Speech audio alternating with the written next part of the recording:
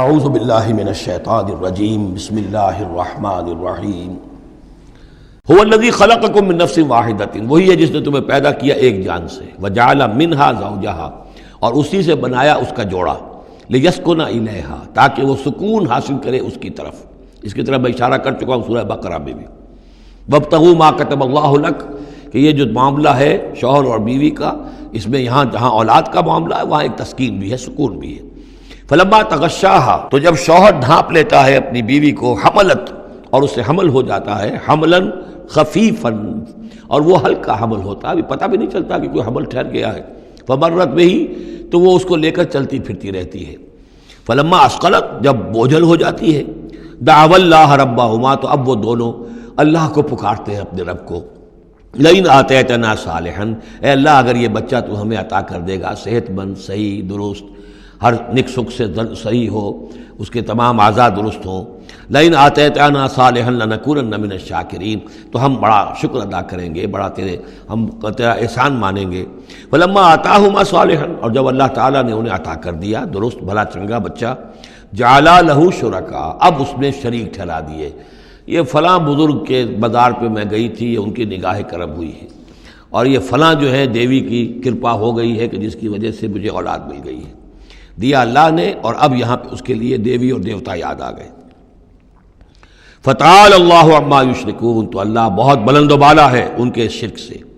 ایشرکون ما لا یخلق شیئا وہم یخلقون، کیا وہ ان چیزوں کو شریک کر رہے ہیں اللہ کے ساتھ جو کوئی شے تخلیق کرتے ہی نہیں، وہ تو خود مخلوق ہیں۔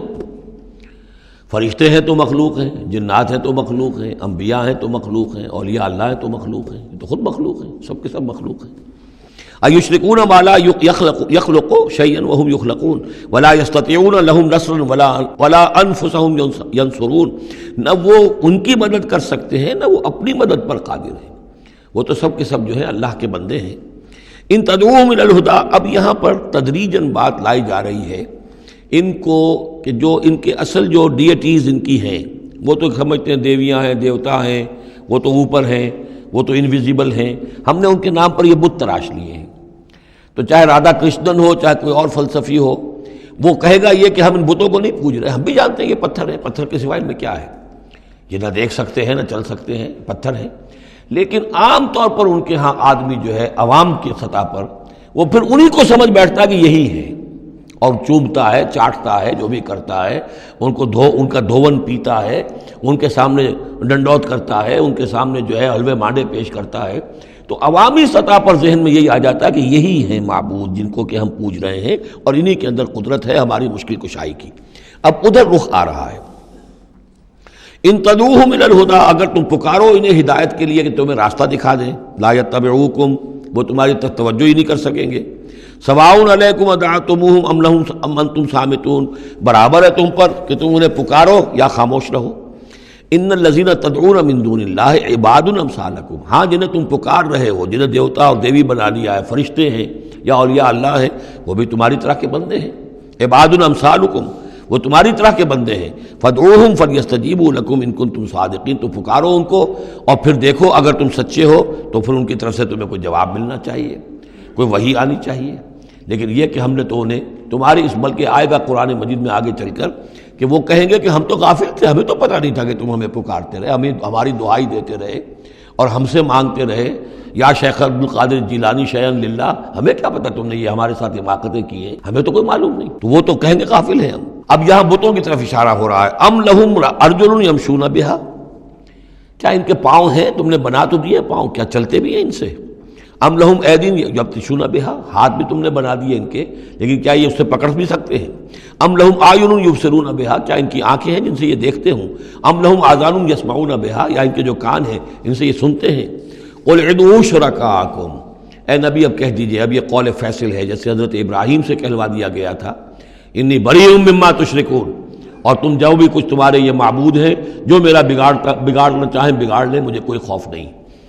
قل ادعوا شرکاءکم، اے نبی ان سے کہہ دیے پکار لو اپنے سارے شریکوں کو، ثم کیدون، اور پھر میرے خلاف جو چالیں چل سکتے ہو چل لو، جو بھی اقدام کر سکتے ہو کر لو۔ فلا تنظرون، مجھے کوئی مہلت نہ دو، میں تم سے کوئی درخواست نہیں کرتا کہ میرے ساتھ نرمی کرو، مجھے مہلت دو، جو بگاڑ سکتے ہو بگاڑ لو اپنے سارے معبودوں کو پکار کر۔ ان ولی اللہ الذی نزل الکتاب، میرا ولی، میرا پشت پناہ، میرا مددگار، میرا حمایتی، میرا حفاظت کرنے والا وہ اللہ ہے جس نے یہ کتاب مجھ پر نازل کی ہے۔ وَهُوَ يَتَوَلَّى الصَّالِحِينَ، اور وہ اپنے صالح بندوں کا ولی ہے، ان کا ساتھی ہے، مددگار ہے، پشت پناہ ہے۔ وَالَّذِينَ تَدْعُونَ مِن دُونِهِ لَا يَسْتَطِيعُونَ نَصْرَكُمْ، جنہیں تم پکار رہے ہو اس کو چھوڑ کر، وہ تمہاری مدد کی استطاعت ہی نہیں رکھتے، ان کے اندر طاقت ہی نہیں ہے۔ وَلَا أَنفُسَهُمْ يَنصُرُونَ، نہ وہ اپنی جان بچا سکیں گے۔ وَإِن تَدْعُوهُمْ إِلَى الْهُدَىٰ لَا يَسْمَعُوا، اگر تم انہیں ہدایت کے لیے پکارو کہ ہمیں کوئی ہدایت دے، جیسے ہم اللہ کو پکارتے ہیں اہدنا الصراط المستقیم، اہدنا الصراط المستقیم، تو وہ تو تمہیں لا یسمع، وہ سنتے ہی نہیں، تم پکارتے رہو۔ وَتَرَاهُمْ يَنظُرُونَ إِلَيْكَ وَهُمْ لَا يُبْصِرُونَ، اور تم سمجھتے ہو کہ وہ تمہیں دیکھ رہے ہیں جبکہ وہ دیکھتے ہی نہیں۔ خُذِ الْعَفْوَ وَأْمُرْ بِالْعُرْفِ، اے نبی صلی اللہ علیہ وسلم، ابھی آخر میں پھر حضور سے خطاب، یہ اکثر مکی صورتوں میں ہوتا ہے، اختتام پر حضور سے التفات۔ خُذِ الْعَفْوَ، اے نبی عفو کو، درگزر کو تھام لیجئے، یعنی آپ ان سے زیادہ بحث میں، ان سے زیادہ کسی تلخی میں، کسی اس طرح کے معاملے میں الجھیے نہیں، معاف کیجئے، چھوڑیے ان کو، دفع کیجئے۔ خذ العفو وامر بالمعروف، اور بھلی بات کا حکم دیتے رہیے، جو بھی اچھی بات ہے اس کی طرف دعوت دیتے رہیے، آپ کا کام ہے دعوت دینا۔ وَأَعْرِضْ عَنِ الْجَاهِلِينَ، اور جو آپ سے الجھنا چاہیں ان سے اعراض کیجئے، خام خواہ، جیسے کہ آگے آئے گا سورہ فرقان میں، وَإِذَا خَاطَبَهُمُ الْجَاهِلُونَ قَالُوا سَلَامًا، جب جاہل الجھنا چاہتے ہیں ان عباد الرحمن سے، وہ کہتے ہیں سلام، ہم آپ سے لا نبتغی الجاہلین، ہم جاہلوں کے سر نہیں لگنا چاہتے، منہ نہیں آنا چاہتے۔ تو فرمایا آپ یہ تین الفاظ آئے ہیں، خذ العفو، یہ ایک داعی کے لیے بڑی بنیادی چیزیں ہیں، معاف کرتے رہنا، درگزر کرتے رہنا۔ وامر بالمعروف بالعرف، اور بھلی بات کا، اچھی بات کا حکم دیتے رہنا۔ واعرض عن الجاہلین، اور جو الجھنا چاہیں، جاہل ہوں، جو جذباتی لوگ ہیں، مشتعل مزاج ہیں، ان سے اعراض۔ وَإِمَّا يَنزَغَنَّكَ مِنَ الشَّيْطَانِ نَزْغٌ، اور اگر کبھی کوئی چھوت لگ ہی جائے آپ کو شیطان کی طرف سے، نزع کھینچ لینا، نزغ مس کر جانا، چھو جانا، چھوت، عین اور غین کا یہ فرق ہو گیا، یعنی یہ کہ کبھی آپ کو غصہ آئی جائے، آخر ظاہر بات ہے بربنائے طب بشری کبھی غصہ آئی جاتا ہے، آخر آئی گیا تھا حضور کو غزوہ احد میں، کیف یہدی اللہ قوما خضبوا وجہ نبیہم بالدم، کیسے اللہ ہدایت دے گا اس قوم کو جس نے اپنے نبی کے چہرے کو خون سے رنگ دیا، غصہ آ گیا تھا۔ لیس لک من الامر، اے نبی آپ کے ہاتھ میں اختیار نہیں ہے، ہدایت اور ضلالت کا اختیار ہمارے ہاتھ میں ہے۔ اسی طریقے سے اے نبی اگر کبھی غصہ آ جائے، فرمایا وَإِمَّا يَنزَغَنَّكَ مِنَ الشَّيْطَانِ نَزْغٌ فَاسْتَعِذْ بِاللَّهِ، فوراً اللہ کی پناہ طلب کرو، إِنَّهُ سَمِيعٌ عَلِيمٌ۔ اور یہ پھر آگے چل کر حامیم السجدہ میں بھی یہ آیت آئے گی، إِنَّهُ هُوَ السَّمِيعُ الْعَلِيمُ، یقیناً وہی ہے سب کچھ سننے والا اور سب کچھ جاننے والا۔ صدق اللہ العظیم۔